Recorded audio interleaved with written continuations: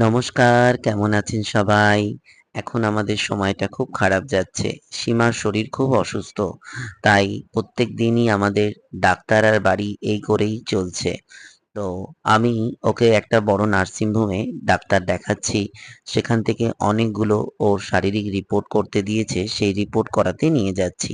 আমাদের সকাল 7:30টার মধ্যেই চলে যেতে বলেছে, সেই কারণে আমরা ভোর বেরিয়ে পড়েছি রিপোর্ট করাতে। বাড়ি থেকে একটু দূরে সেহেতু আমাদের তাড়াতাড়ি বেরোতে হয়েছে।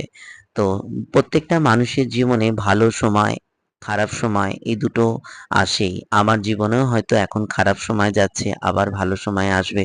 ভালো খারাপ নিয়েই তো মানুষের জীবন। এমন কোনো মানুষ বলতে পারবে যে আমার জীবনে খারাপ সময় আসেনি? সবার জীবনে খারাপ সময় এসেছে। তো এইভাবেই ঈশ্বরের প্রতি ভরসা এবং বিশ্বাস রেখে জীবনে চলছি যে একদিন আমাদেরও ভালো দিন আসবেই। তো যাই হোক, প্রতিদিন এই মেট্রো করে যাওয়া, আবার সেখান থেকে ফিরে আসা আমাদের একটা ডেইলি রুটিনে পরিণত হয়েছে। ঈশ্বরের কাছে এই প্রার্থনা করি খুব তাড়াতাড়ি যেন সীমা সুস্থ হয়ে ওঠে এবং তার আরোগ্য লাভের জন্য আমি প্রার্থনা জানাই। আপনারা ভালো থাকবেন, সুস্থ থাকবেন, আনন্দে থাকবেন। ভিডিওটি এখানেই শেষ করছি। নমস্কার।